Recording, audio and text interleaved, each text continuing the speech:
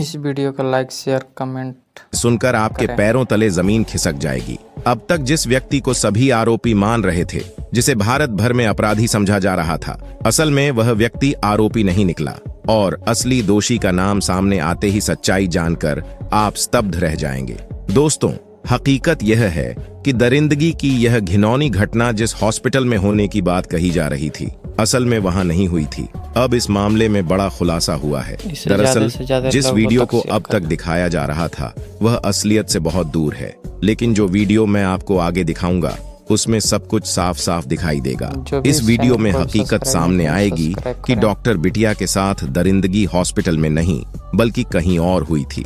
उस काली रात डॉक्टर बिटिया के साथ जो कुछ हुआ उसे देखकर और सुनकर भगवान ने भी शायद सोचा होगा कि आखिर उसने कैसे ऐसे दरिंदों को बना दिया जो अपनी वासना की प्यास बुझाने के लिए एक बेटी की जिंदगी को बर्बाद करने पर उतारू हो गए। यह घटना इंसानियत को शर्मसार करने वाली है और यह देखकर हर किसी का दिल दहल जाएगा। आगे इस मामले में और भी चौंकाने वाले खुलासे होंगे जो इस हृदय विदारक घटना को एक नए मोड़ पर लेकर जाएंगे। इस घटना को का परिवार जीवन भर नहीं भूल सकता। साथियों, आपको बता दें कि अगर आप यह सोच रहे हैं कि डॉक्टर बिटिया का कातिल केवल संजय रॉय है तो आप पूरी तरह से गलत हैं। अब इस मामले में बड़े खुलासे हो चुके हैं और सच सामने आने लगा है।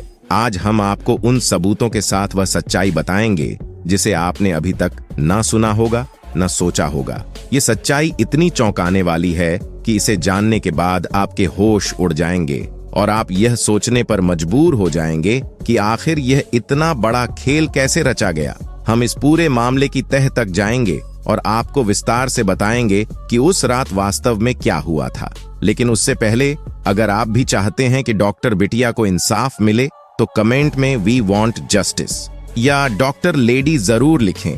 यदि आप अंग्रेजी में नहीं लिख सकते तो हिंदी में लिखें, डॉक्टर बिटिया को जल्द से जल्द न्याय मिले, क्योंकि ऐसा ही मामला एक बार पहले भी हुआ था जहां पीड़िता को 5 साल तक इंसाफ के लिए दर दर भटकना पड़ा था और तब कहीं जाकर न्याय मिला। बहुत से केस ऐसे होते हैं जिन्हें दबा दिया जाता है फाइलों के नीचे, ताकतवर लोगों के पीछे, लेकिन यह मामला दबना नहीं चाहिए और इसके लिए आपकी आवाज उठनी जरूरी है। आइए अब आपको बताते हैं उस रात की सच्चाई जिसे सुनकर आप हैरान रह जाएंगे। साथियों, अब तक सभी को यही लग रहा था कि डॉक्टर बिटिया के कातिल सिर्फ संजय रॉय हैं और उसी ने सेमिनार हॉल में जाकर यह घिनौनी वारदात अंजाम दी।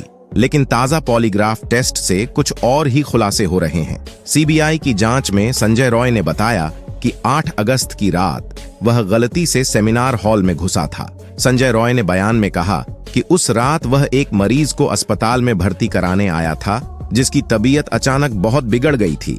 मरीज के परिवार ने संजय को फोन कर तुरंत ऑक्सीजन की व्यवस्था करने के लिए कहा। संजय ने भरोसा दिलाया कि वह जल्द ही ऑक्सीजन का इंतजाम कर देगा और इस काम के लिए वह अपने एक परिचित डॉक्टर को ढूंढने लगा। पूरे अस्पताल में इधर उधर भटकने के बाद भी जब वह डॉक्टर उसे नहीं मिले तो वह 3rd फ्लोर पर चला गया जहां वह डॉक्टर अक्सर ड्यूटी पर रहते थे, लेकिन वहां भी उसे डॉक्टर नहीं मिला। लगातार खोजते खोजते वह 3rd फ्लोर के सेमिनार हॉल तक जा पहुंचा और यहीं पर उसकी मौजूदगी की यह रहस्यमयी कहानी शुरू होती है। पॉलीग्राफ टेस्ट के इन खुलासों ने पूरे मामले में एक नया मोड़ ला दिया है, क्योंकि अब सवाल उठता है, क्या वाकई संजय रॉय उस रात सिर्फ एक मरीज के लिए ऑक्सीजन का इंतजाम करने की कोशिश कर रहा था या इसके पीछे कोई और गहरी साजिश छिपी थी? जांच के अगले चरण में और भी कई रहस्य खुलने बाकी हैं। तो देखता है कि वहां डॉक्टर बिटिया की बॉडी पड़ी थी। उसने डॉक्टर बिटिया के शरीर को हिलाया लेकिन कोई मूवमेंट नहीं हुआ। उसने इसे छुआ और उठाने की कोशिश भी की, लेकिन फिर भी डॉक्टर बिटिया के शरीर में कोई मूवमेंट नहीं दिखा। यह सब देख संजय रॉय घबरा गया और वहां से भाग निकला और यहीं भागते वक्त किसी चीज से टकराकर वह लड़खड़ा आया और उसका ब्लूटूथ डिवाइस गिर गया। संजय रॉय ने बताया कि वह डॉक्टर बिटिया को पहले से नहीं जानता था और जिस रात वह अस्पताल में आया उस रात अस्पताल के गेट पर कोई सिक्योरिटी नहीं थी, कोई सिक्योरिटी गार्ड नहीं था और ना ही किसी ने उसे रोका। और यहीं से यह पूरा केस एक नए मोड़ पर चला जाता है और पता लगता है कि कई लोग हैं जिन्होंने इस घिनौनी सा साजिश में अपने अपने हिस्से का पाप किया, जिसमें यह 5 लोग गिरफ्तार हो चुके हैं। आइए एक एक कर सबके कुकर्म को देखते हैं। आपको सब कुछ बताते हैं। तो सबसे पहले शुरू करते हैं किरदार नंबर 5 से विप्लव सिंह। यह भी खुलासा हुआ था कि आरजी कर मेडिकल कॉलेज में कुछ ऐसा था जिसे डॉक्टर बिटिया जानती थीं और यही जानकारी उनके लिए खतरनाक साबित हो सकती थी। इस सिलसिले में विप्लव सिंह का नाम सबसे ऊपर आता है। डॉक्टर बिटिया को इस व्यक्ति से डर था। विप्लव सिंह अस्पताल में हुए भ्रष्टाचार के मामलों में सह आरोपी है और मां तारा ट्रेडर्स उनका मालिक भी है। इस मामले में एफआईआर भी मां तारा ट्रेडर्स के नाम से दर्ज की गई है। बताया जा रहा है कि विप्लव सिंह के पिता मेडिकल कॉलेज में काम कर चुके हैं और विप्लव ने अपने पिता के संबंधों का फायदा उठाकर पहले अस्पताल में पोस्टर और बैनर बनाने का काम शुरू किया, फिर धीरे धीरे दवाइयों की सप्लाई का ठेका ले लिया। इस तरह वह भ्रष्टाचार के इस जाल में और गहराई से फंसता चला गया। अब आइए आपको किरदार नंबर 4 से मिलवाते हैं सुमन हाजरा।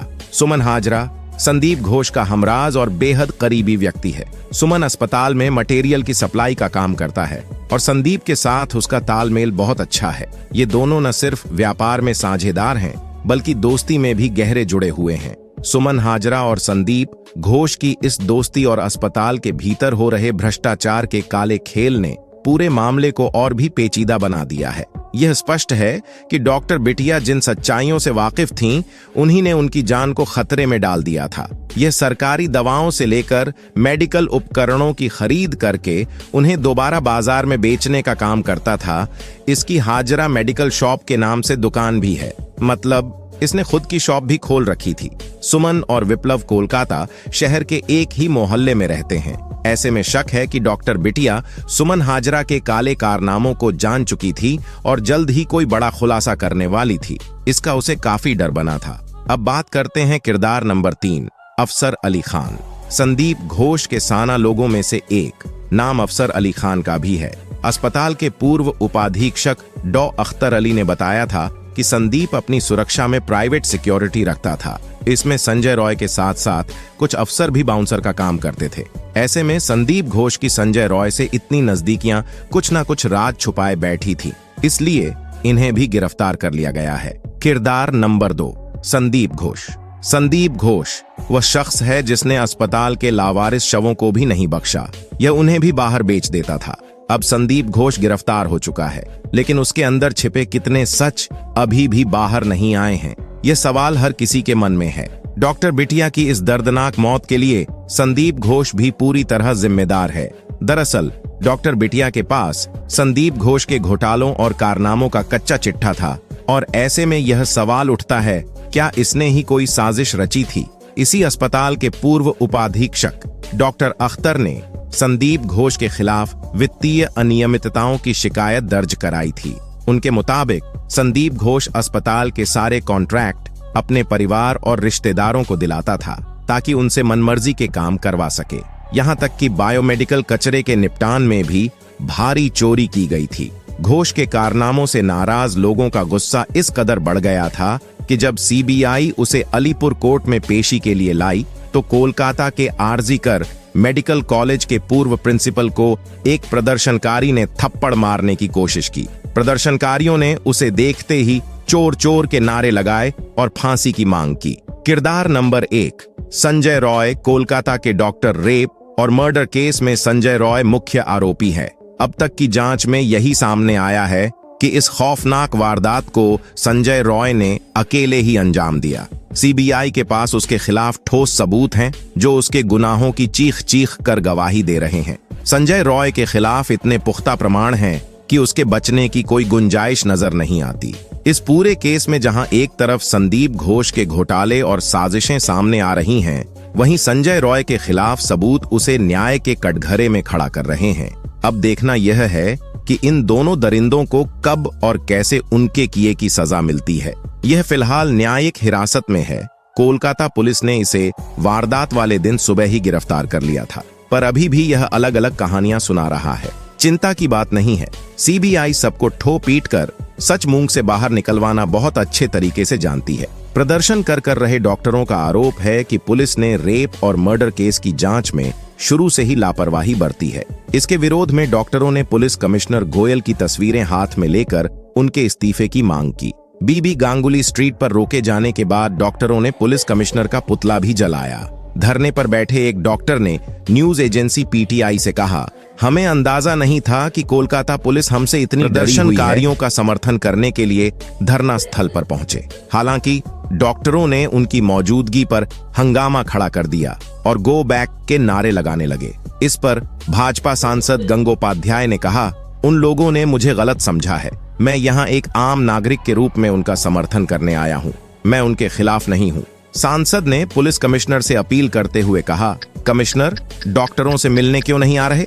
गंगोपाध्याय का कहना था कि पुलिस को डॉक्टरों की बात सुननी चाहिए और उनके सवालों का जवाब देना चाहिए, क्योंकि यह मामला बहुत गंभीर है। डॉक्टरों का आंदोलन लगातार तेज हो रहा है और जब तक उन्हें न्याय नहीं मिलता तब तक यह विरोध खत्म होने की संभावना नहीं दिखती। उन्होंने कहा, यह प्रदर्शनकारी डॉक्टर हैं, गुंडे नहीं हैं। नए कानून के हिसाब से क्या कोलकाता के दोषी को 10 दिन में फांसी हो जाएगी? दरअसल पश्चिम बंगाल विधानसभा में मंगलवार को एंटी रेप बिल पास हो गया। नए कानून के तहत रेप केस की 21 दिन में जांच पूरी करनी होगी। इसके अलावा पीड़ित के कोमा में जाने या मौत होने पर दोषी को 10 दिन में फांसी की सजा होगी। भाजपा ने भी बिल का समर्थन किया है। इससे अपराजिता महिला एवं बाल विधेयक 204 नाम दिया गया है। अब इसे राज्यपाल के पास भेजा जाएगा, उसके बाद यह राष्ट्रपति के पास जाएगा। दोनों जगह पास होने के बाद यह कानून बन जाएगा। और जैसा कि संजय रॉय ने अपनी कहानी में बताया है कि वह उस रात एक डॉक्टर को ढूंढता हुआ सेमिनार हॉल में पहुंचा था, पर वहां बॉडी पहले से पड़ी थी, पर सीसीटीवी कुछ और ही बयान कर रही है।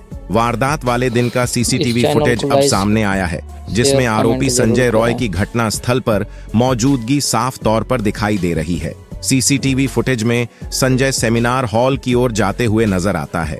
खास बात यह है कि जब संजय हॉल में घुसता है तो उसके गले में ब्लूटूथ डिवाइस होता है, लेकिन जब वह वहां से बाहर निकलता है तो वह ब्लूटूथ गायब होता है। पुलिस ने यही ब्लूटूथ घटना स्थल से बरामद किया है। ये पहली बार है जब इस घटना से जुड़े पुख्ता सबूत रिकॉर्ड पर मिले हैं। यह सीसीटीवी फुटेज 9 अगस्त की देर रात 9 बजे से लेकर 4 बजे तक का है, जिसमें संजय रॉय आरजी कर अस्पताल के परिसर में नजर आ रहा है। इसी फुटेज के आधार पर पुलिस ने संजय रॉय को गिरफ्तार किया है। साथियों, अब सवाल यह उठता है, डॉक्टर बिटिया का असली कातिल कौन है? क्या संजय रॉय ही इस वारदात का मुख्य आरोपी है या इसके पीछे कोई और भी है? आपकी राय क्या है? कमेंट बॉक्स में जरूर बताएं। दोस्तों, इस घटना को साझा करने का हमारा मकसद किसी का दिल दुखाना या परेशान करना नहीं है, बल्कि आपको जागरूक और सतर्क करना है। हम चाहते हैं कि आप इस गंभीर मुद्दे पर अपनी राय दें। अगर आपको हमारी मेहनत पसंद आई हो तो इस वीडियो को लाइक करें और शेयर जरूर करें। और अगर आपने अब तक हमारे चैनल को सब्सक्राइब नहीं किया है तो अभी सब्सक्राइब करें और बेल नोटिफिकेशन को दबाकर हमारे